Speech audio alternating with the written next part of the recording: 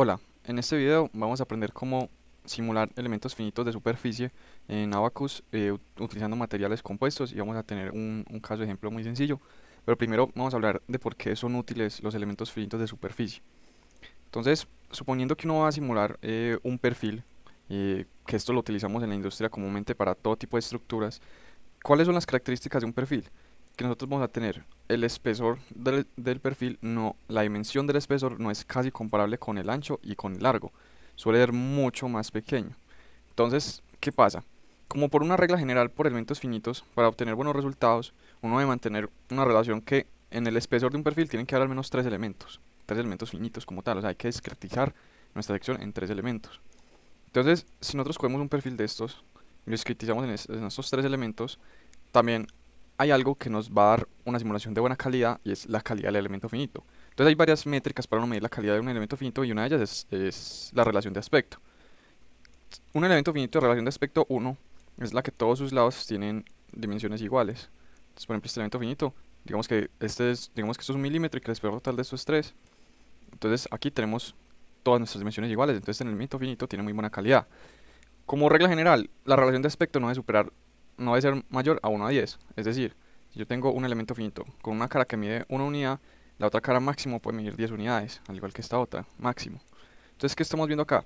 Si mi espesor de esta lámina es 3 y voy a irla en tres secciones, o sea, un milímetro por elemento finito de espesor va a estar tener aquí, máximo yo puedo tener 10 acá y 10 acá. Ahora, si yo tengo un perfil muy grande, que el largo sean 3 4 5 10 metros, el costo computacional va a ser inmenso, porque yo tengo que tener una cantidad muy grande de elementos finitos en el espesor de mi perfil. Y si ahora adicionalmente estamos utilizando materiales compuestos, que no es raro encontrar materiales compuestos cuyo espesor total, o sea, el espesor total del perfil sea menor a 1 milímetro, nuestra cantidad de elementos finitos va a ser muchísimo mayor. Y va a ser muy costoso computacionalmente eh, hacer esta simulación. Entonces, para este tipo de casos se crean los elementos finitos de superficie. Entonces, ¿qué hacen los elementos finitos de superficie? En vez de tener elementos, digámoslo así, 3D, tenemos elementos de dos dimensiones, en el cual el espesor como tal se asigna como una propiedad adicional del elemento finito y no se toma en cuenta como algo geométrico. Entonces, en vez de simular un perfil así que tiene un espesor, lo simulamos así, un perfil hecho netamente de superficies. De esta manera nosotros podemos hacer elementos finitos mucho más grandes, que no nos interesa cumplir ninguna relación de aspecto con el espesor, y podemos tener una simulación mucho menos costosa computacionalmente y mucho mejor de hacer, y mucho más fácil de hacer. La malla no va a ser tan complicada. ¿Qué perdemos al utilizar elementos finitos de superficie? Esfuerzos fuera del plano, porque cuando nosotros utilizamos estos elementos estamos asumiendo un estado plano de esfuerzos, o sea, todos mis esfuerzos en la dirección 3 van a ser igual a cero. En un material compuesto o en general materiales que no son isotrópicos, que también perdemos los esfuerzos precisamente fuera del plano de cortante. Entonces el esfuerzo 1,3 y el esfuerzo 3,2 los perdemos, no vamos a tener información de ellos. ¿Cuándo es válido utilizar elementos finitos? Precisamente cuando uno cree que va a tener un estado plano de esfuerzos. ¿Cuándo se logra esto? Cuando el espesor no es comparable con mis dimensiones de ancho y largo. ¿Y cuándo logramos esto? Básicamente en la mayoría de estructuras y en la mayoría, de hecho, de aplicaciones que utilizamos elementos finitos. Entonces es una herramienta muy útil en estos casos, que nos va a ayudar a tener simulaciones bien hechas. Vamos a poder predecir muy bien el comportamiento de lo que queremos simular, pero vamos a ahorrar mucho costo computacional y también va a ser mucho más fácil de simular. Para aprender cómo se utilizan estos elementos de superficie, vamos a hacer entonces este ejercicio, que básicamente es tener una placa de 1 metro por 1 metro, hecha de materiales compuestos de fibra de vidrio con una secuencia de apilado 0, 90, 90, 0, es un laminado simétrico, aplicando una carga distribuida de 1 Nm en uno de los extremos de la placa, con un espesor de 0.127 milímetros y estas propiedades mecánicas. Listo. Entonces nos vamos para Abaqus y en este tutorial voy a intentar explicarles parte por parte cómo funciona Abaqus y cómo crear esta simulación. Puede quedar un poco largo, pero bueno. Entonces la idea es irse moviendo por este árbol como de secciones, parte por parte. Es muy intuitivo Abaqus como tal. Entonces lo primero que vamos a hacer es crear nuestra geometría. Entonces aquí creamos la parte. Vamos a tener una parte en 3D. Hacia abajo vamos a utilizar elementos superficies, vamos a trabajar en el espacio, va a ser deformable y el tipo va a ser superficie. Aquí elegimos la herramienta en la que vamos a utilizar para crear nuestra geometría. En este caso va a ser una superficie plana. Y aquí es el tamaño de esta cuadrícula que nos va a servir para modelar, pero uno no se puede salir simplemente de los límites sin problema. En este caso, como es una placa, vamos a crear un rectángulo. Uno lo puede hacer aquí haciendo clips o puede simplemente escribir las coordenadas de 2 puntos. Entonces yo voy a empezar en 0, 0 Y como yo en este caso tengo un sistema en el cual yo puedo aplicar condiciones de simetría, yo puedo reducir costo computacional. Entonces, para enseñarles cómo hacer eso, voy a simular simplemente un cuarto de lámina. Entonces ponemos 500 por 500 para tener un cuarto de lámina.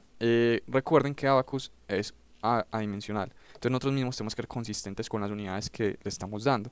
¿Qué vamos a utilizar en este caso? Newtons y milímetros. ¿Y qué podemos esperar nosotros? Que los esfuerzos nos salgan en megapascales. Listo. Y tenemos que ser muy consecuentes con todo para tener buenos resultados. Entonces, una vez creado nuestra geometría, seguimos al siguiente módulo, que es propiedades.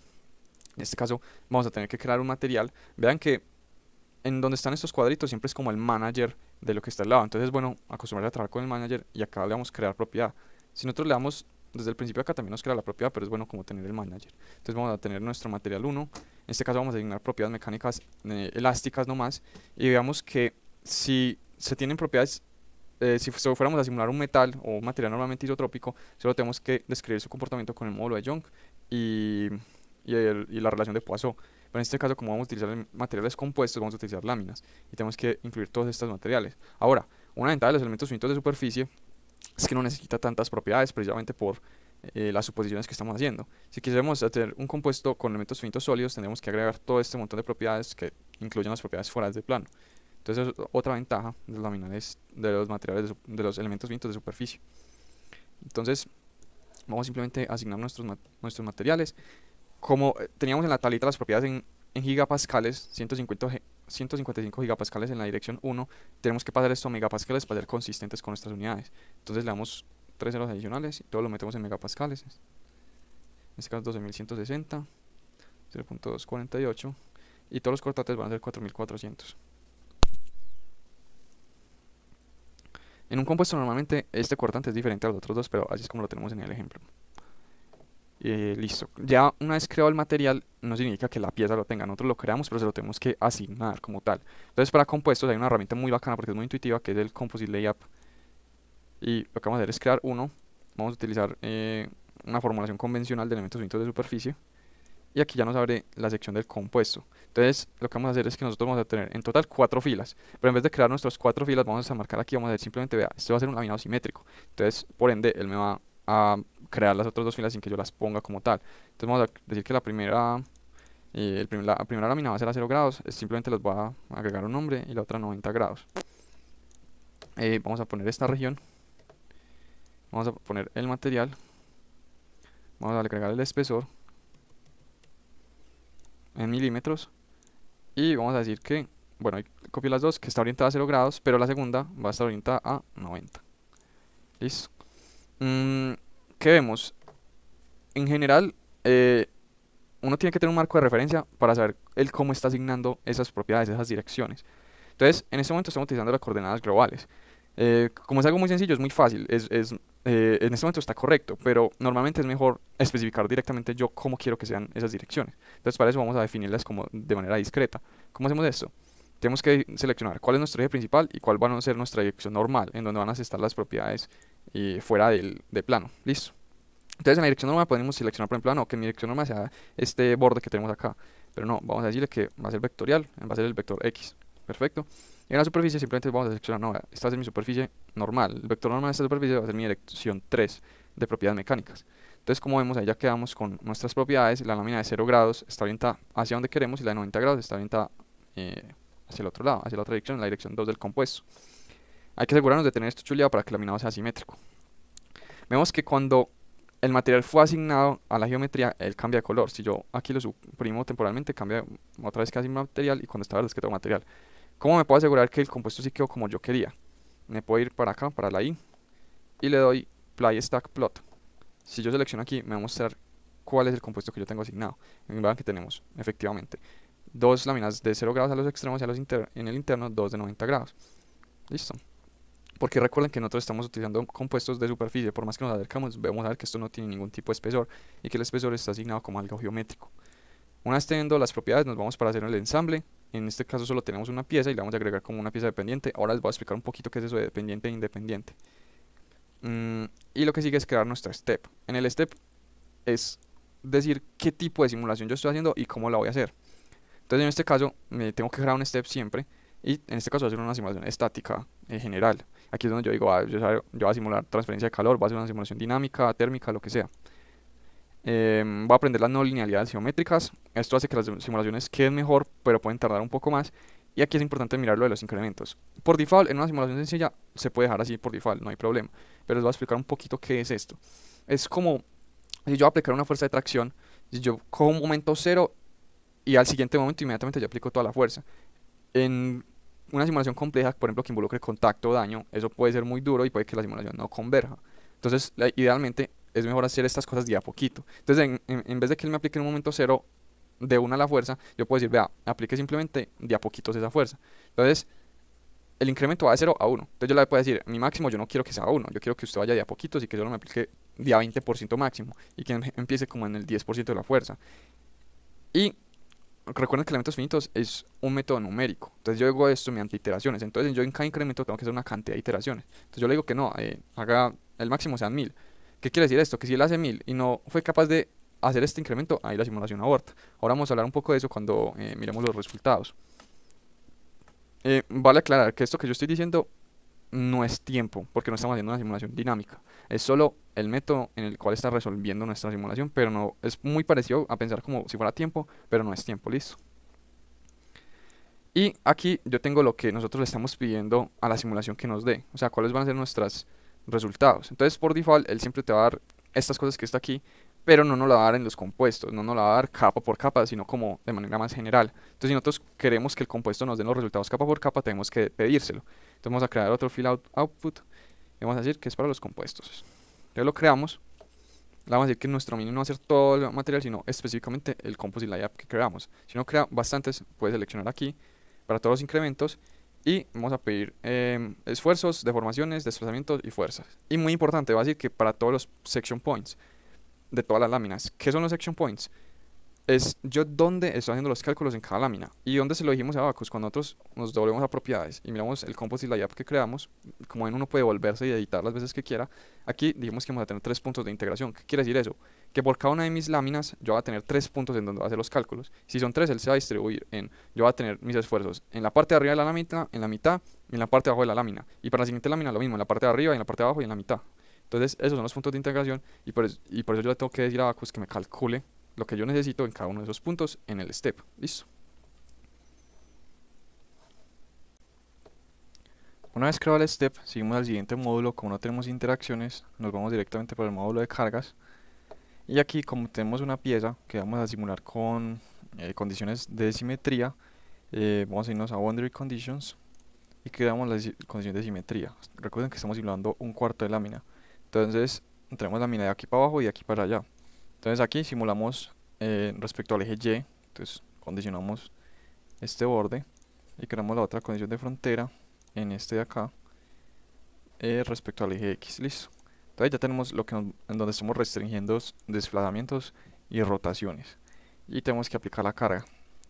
La carga la aplicamos, hay muchas formas de aplicar una carga, podemos aplicarla como una fuerza concentrada en un nodo y distribuir, restringir el desplazamiento de todos los nodos de este borde de ese nodo, o hay muchas formas. En este caso a mí me gusta utilizar cuando es para aplicar en superficies, simplemente nos vamos para Chill Edge Load y vamos a seleccionar este borde y como es simplemente un newton por sobre milímetro vamos a poner 1, listo. Como aquí la tenemos a compresión, entonces como lo necesitamos de atracción, simplemente le ponemos un negativo acá y le vamos a decir que esta fuerza la calcule en el área no deformada, listo, y que mantenga esa magnitud constante. Entonces ya tenemos nuestras cargas. Ahora vamos a pasar al siguiente punto, que es la malla. En este caso una malla es muy fácil de hacer, pero bueno, como vemos acá no nos va a dejar mallar. ¿Por qué? Porque esta pieza es, cuando creamos el ensamble la dijimos que era dependiente. Entonces cuando hacemos dependiente nosotros tenemos que mallar en la parte. Entonces tenemos que seleccionar aquí en la parte y ahora sí nos va a dejar mallar. Aquí estamos eligiendo como el tipo de malla que vamos a utilizar, el tipo de elementos. Aquí pueden ser triangulares, en este caso vamos a utilizar cuadrados. Y la técnica que vamos a utilizar es una técnica estructurada. En realidad para este caso no importa porque es una geometría muy sencilla.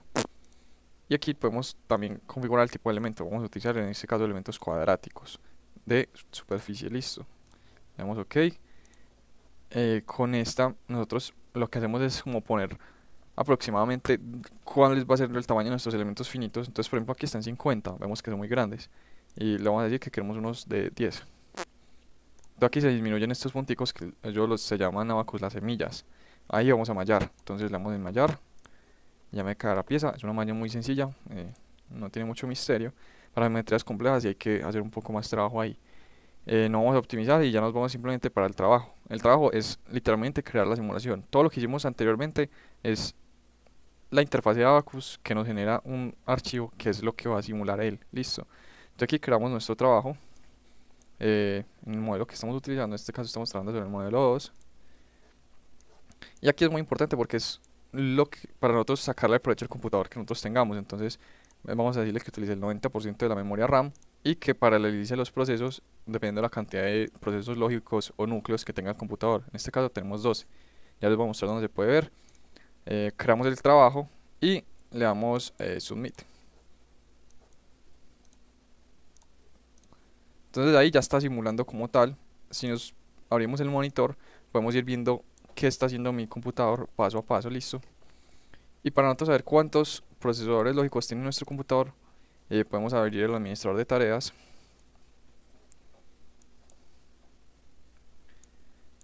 Nos vamos a rendimiento. Y aquí vemos los procesadores lógicos. Vemos que cuando estamos simulando, el computador empieza a... Pues vemos que estamos utilizando todos nuestros procesadores lógicos.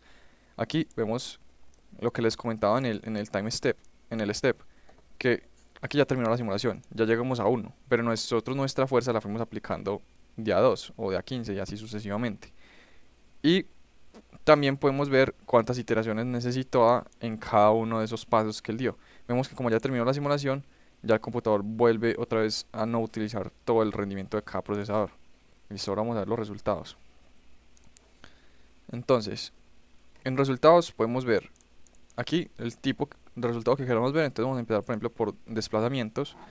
Esta es la magnitud total. En este caso digamos que nos interesa la dirección 1. Y como era de esperar, como restringimos acá es 0 y tenemos una paleta de tensión, entonces aquí vemos que se estiró nuestro compuesto como tal. Vamos a... Aquí tenemos un factor de escala de 1.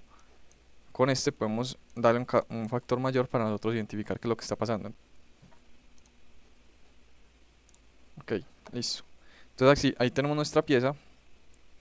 Si le damos doble clic, vamos a mostrar cómo estaba antes y cómo está ahora que se deformó. Y vamos a ver que por ejemplo en la dirección 2, o sea en Y, aquí restringimos y aquí es libremente de moverse. Entonces vemos que acá tenemos un desplazamiento negativo. Por el efecto de Poisson, como nosotros tensionamos en esta dirección, en esta otra se nos contrajo el material. Ahora vamos a ver los esfuerzos. Cuando yo abro los esfuerzos, el panel de esfuerzos, estos valores no tienen mucho sentido porque nos está dando como un resultado global. Nos interesa más saber el resultado de cada una de las láminas. Entonces para eso nos vamos a Results, Section Points, y podemos mirar cada una de las láminas. Entonces como vemos, tenemos las dos que creamos y las dos que el programa creó luego con la condición de simetría. Entonces si nos damos al primera, vemos que el esfuerzo en la dirección 1 del laminado es de 3.6 megapascales, mientras que en la dirección mientras que las láminas que están a 90 grados, o sea, en esta dirección, tienen un esfuerzo negativo. Claro, como el material se está intentando comprimir, las láminas que están a 90 grados están comprimiendo como tal. Como el material lo estamos expandiendo acá, estamos traccionando, aquí vamos a tener esfuerzos de compresión. Entonces para la otra a 0 grados también vamos a tener los esfuerzos positivos en la dirección 1 y en estos negativos.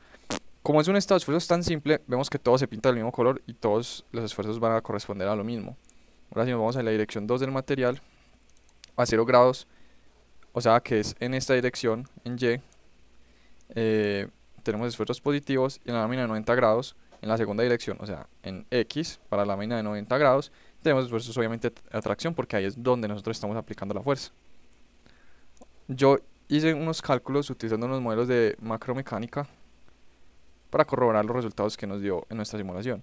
Entonces tenemos que en la capa 1 y 4, que son a 0 grados, un esfuerzo de 3.65, lo cual corresponde a lo que teníamos, a lo que calculó elementos finitos.